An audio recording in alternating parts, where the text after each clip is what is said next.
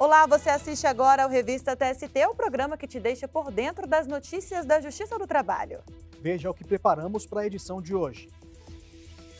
Motorista com transtorno bipolar tem dispensa discriminatória reconhecida. Segundo o processo, o motorista não estava apto para o trabalho quando foi demitido.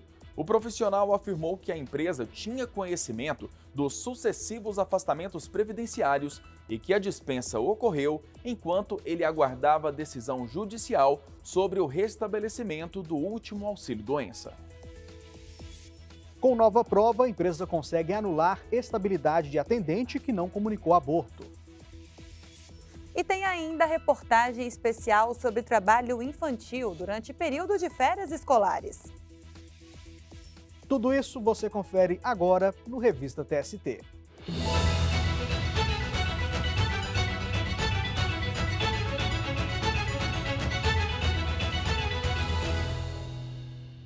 A consolidação das leis do trabalho é clara. Toda trabalhadora gestante tem direito à estabilidade no emprego desde a confirmação da gravidez até 5 meses após o parto. Mas e quando há um aborto e o fato não é comunicado à empresa? Pois é, Luana, um caso envolvendo esse tema foi julgado pela Seção 2 de Dissídios Individuais do TST. O colegiado anulou decisão que havia reconhecido o direito de estabilidade de uma atendente de lanchonete que estava grávida. A empresa conseguiu demonstrar com nova prova no processo que a empregada ocultou informações sobre ter sofrido um aborto espontâneo. A repórter Samantha Flor tem as informações desse caso para a gente. Oi, Samantha. Olá, Anderson. Olá, Luana. Na reclamação trabalhista, a atendente disse que ficou sabendo da gravidez apenas no término do contrato de experiência. Um mês depois, ela entrou com ação contra a empresa, alegando que, mesmo tendo avisado sobre a condição, foi dispensada do emprego. Em defesa, a empregadora afirmou não ter sido informada de que a trabalhadora estava grávida quando foi demitida. Ao analisar o caso, o juízo de primeiro grau considerou não haver dúvidas da gestação na data da dispensa. Além disso, o fato de a contratante desconhecer a situação não afastaria o direito à estabilidade. Porém, durante a audiência, a empresa propôs a reintegração imediata da empregada, que recusou a proposta com a justificativa de gravidez de risco.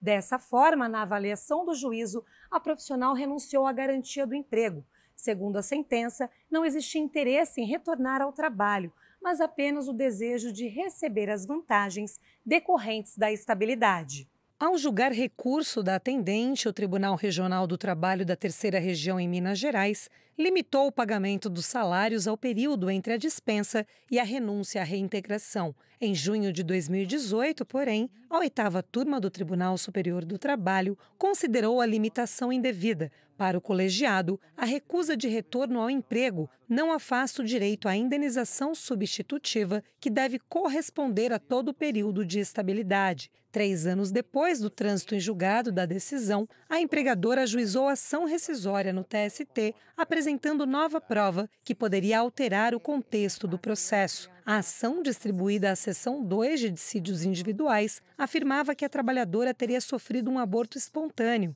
e isso afastaria o direito à estabilidade da gestante. Segundo o processo, em busca feita em cartórios de registro civil da cidade, a contratante descobriu por conta própria a certidão de nascimento do filho da trabalhadora. Pelo documento público, a única criança registrada por ela nasceu no dia 16 de julho de 2018, data incompatível com a gestação informada na reclamação trabalhista. Esses fatos, de acordo com a empresa, indicariam que a profissional havia ocultado informações para obter vantagem. Para a ministra Liana Scheib, relatora da ação, a prova apresentada pela empregadora alterou todo o contexto do caso e foi capaz por si só de assegurar à empresa a decisão favorável. Por maioria de votos, ficou definido que a lanchonete deve pagar indenização correspondente apenas ao período que durou a gravidez, acrescido de 2 semanas. Não cabe mais recurso. Luana, Anderson, volto com vocês. Tá certo, Samantha. Muito obrigada pelas informações e até a próxima. E você sabia que o TST conta com uma biblioteca digital? A Juslabores oferece vasto conteúdo na área do direito, especialmente no ramo trabalhista. O repositório tem um layout moderno e dinâmico, o que facilita a navegação e a pesquisa nos milhares de documentos do acervo. É só apontar a câmera para o QR Code no canto da sua tela para ter acesso aos materiais. E depois do intervalo, o técnico de segurança consegue reverter demissão por justa causa aplicada após explosão em distribuidora de gás. A gente volta já.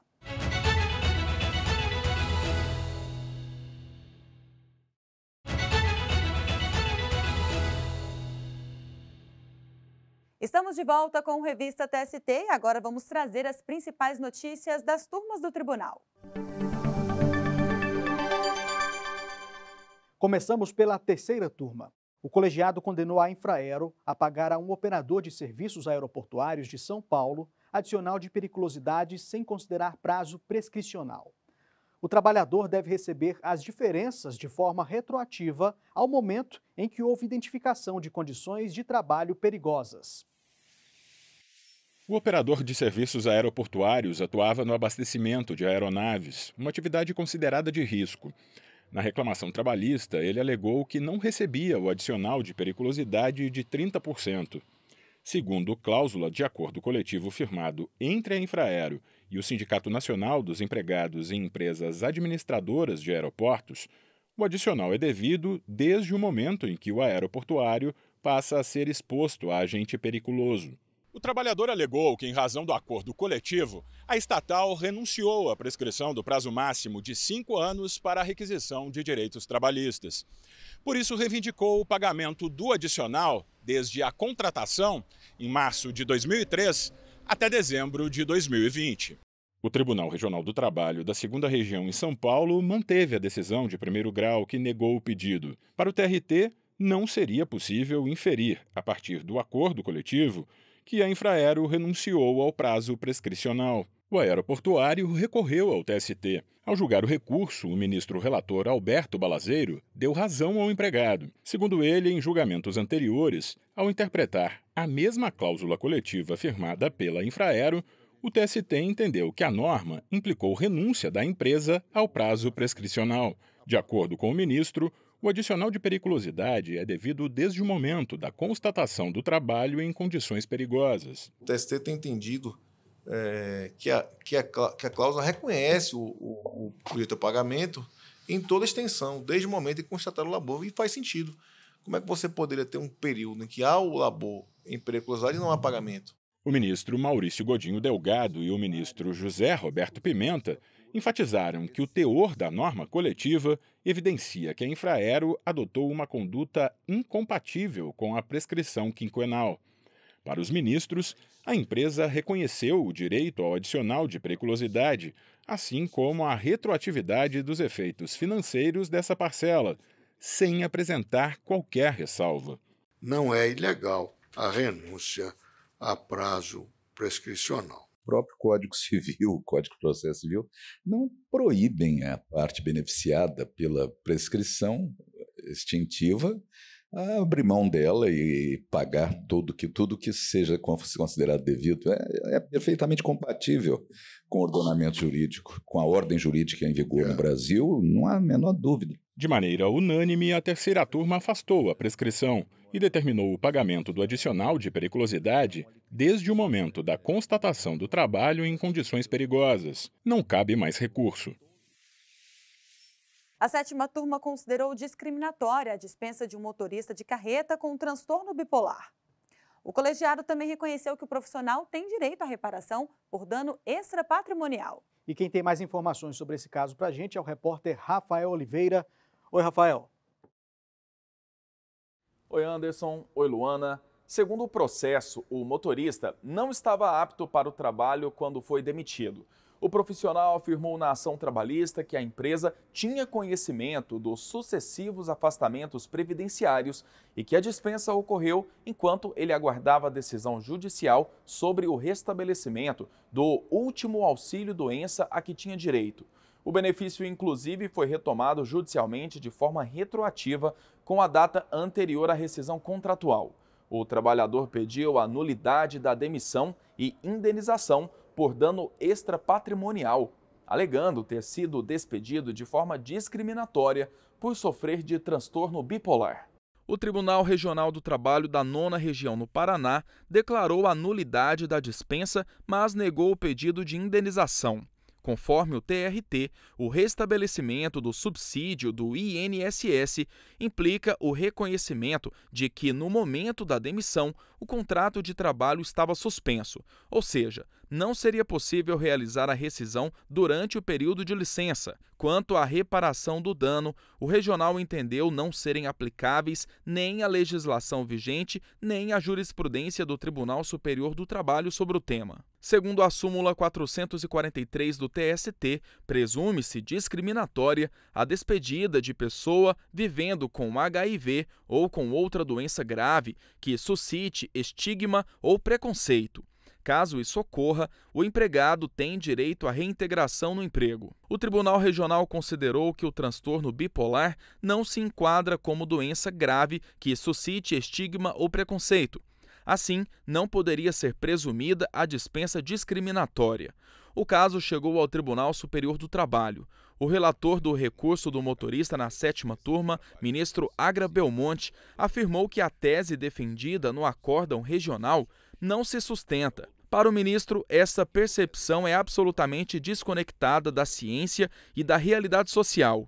O ministro Evandro Valadão acompanhou o entendimento do relator. Pude analisar os aspectos fáticos que levariam a entender as doenças psíquicas como doenças estigmatizantes. Então, para mim, foi um aprendizado. Em todas as hipóteses, então, de doença psíquica, é necessário, primeiro, caracterizar como grave a doença psíquica. Esse é o ponto.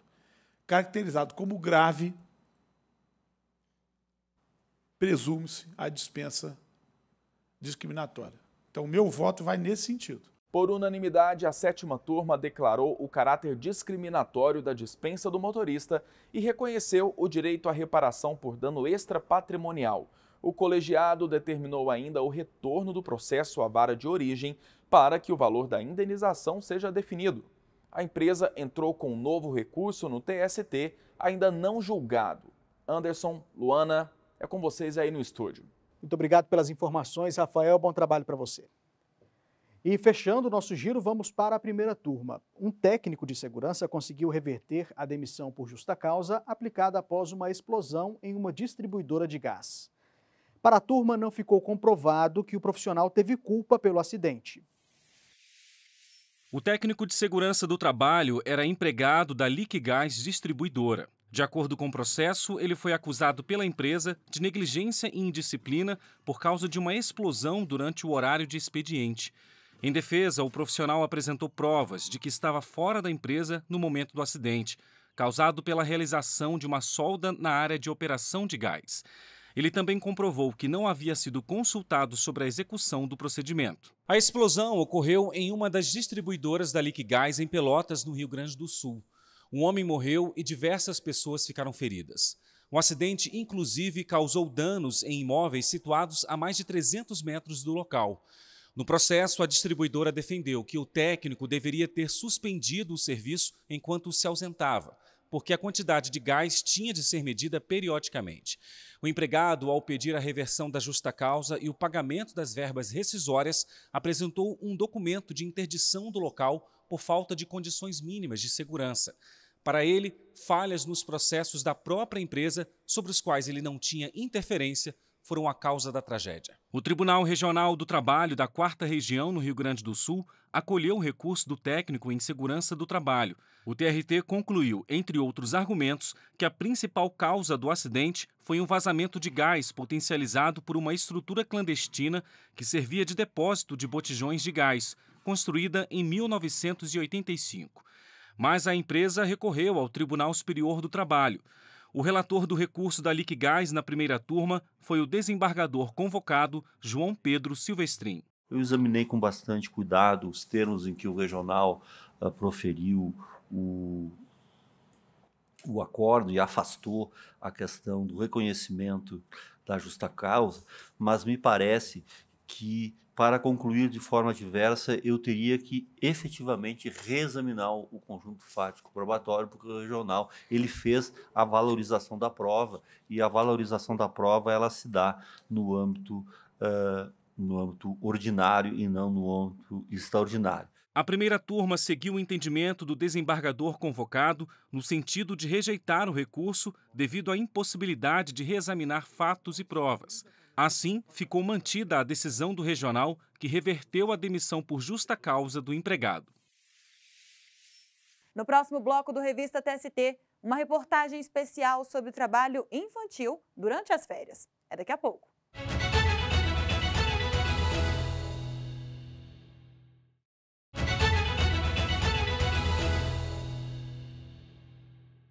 O Ministério Público do Trabalho e o Fórum Nacional de Prevenção e Erradicação do Trabalho Infantil lançaram no fim do ano passado a campanha Férias Sem Trabalho Infantil. A ação, que também contou com a parceria da Justiça do Trabalho, começou em dezembro com as férias escolares. O projeto se estendeu ao período de carnaval. O objetivo foi alertar sobre os riscos do trabalho infantil e lembrar que todos devemos proteger as crianças e os adolescentes. Vamos ver na reportagem de Michele Chiapa. Você já ouviu a expressão "o ano só começa depois do carnaval"?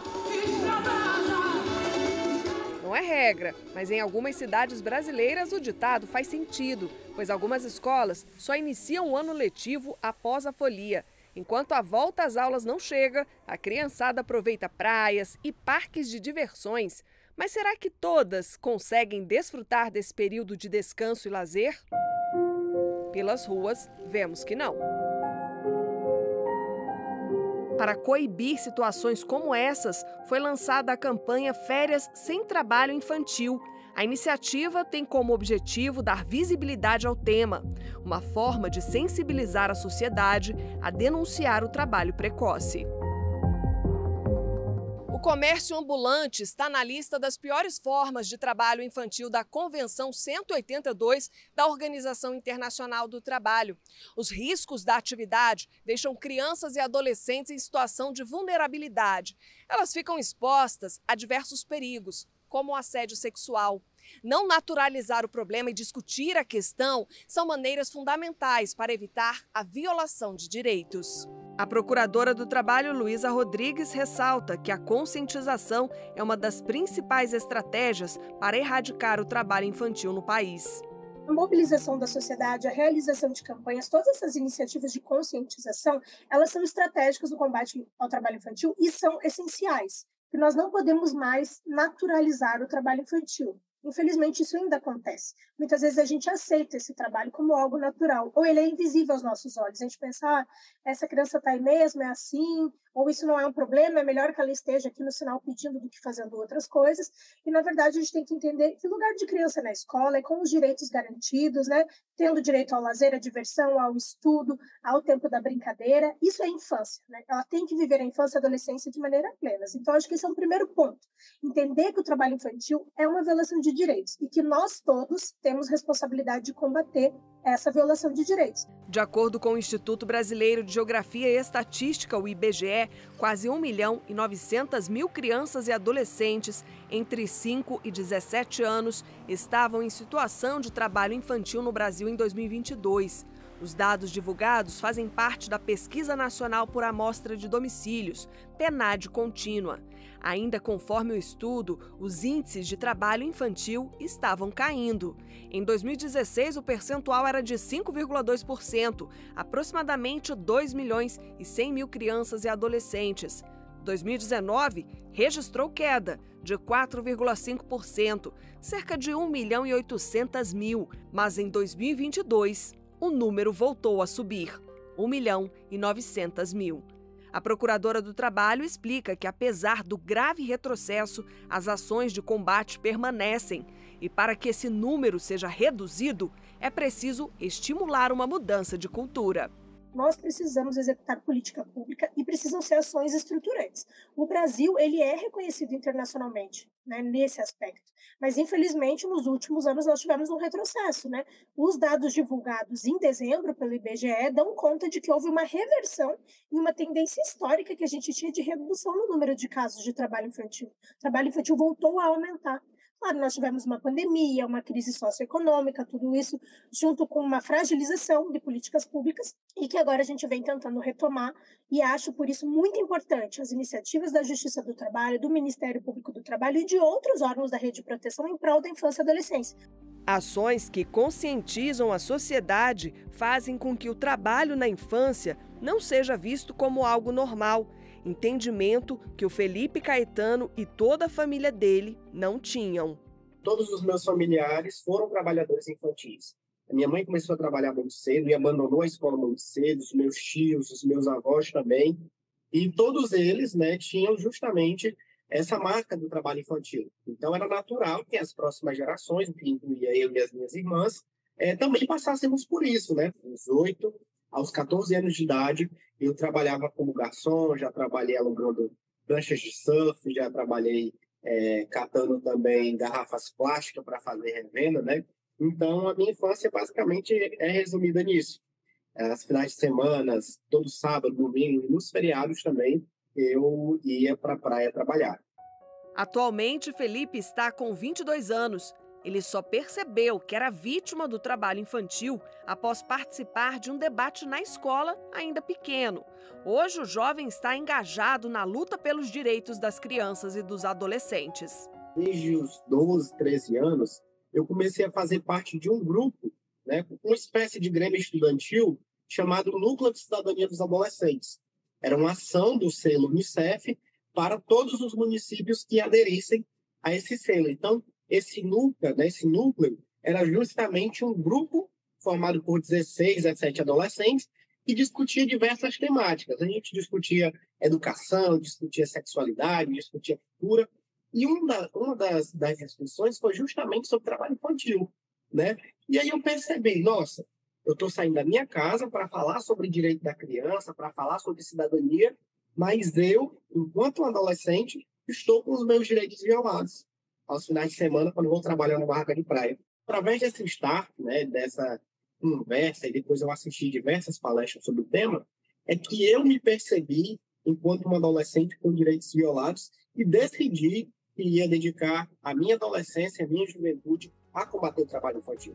A história de Felipe reforça o quanto a educação pode engajar a população nessa causa.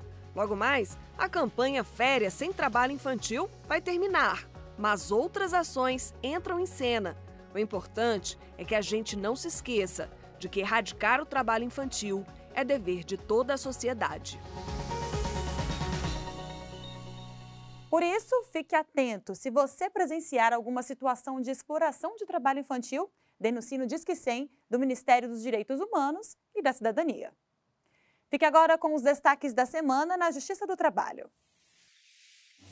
O presidente do TST, ministro Lélio Bentes Corrêa, marcou para o dia 22 de abril a sessão do Pleno que vai definir a lista tríplice para preenchimento de vaga de ministro da Corte.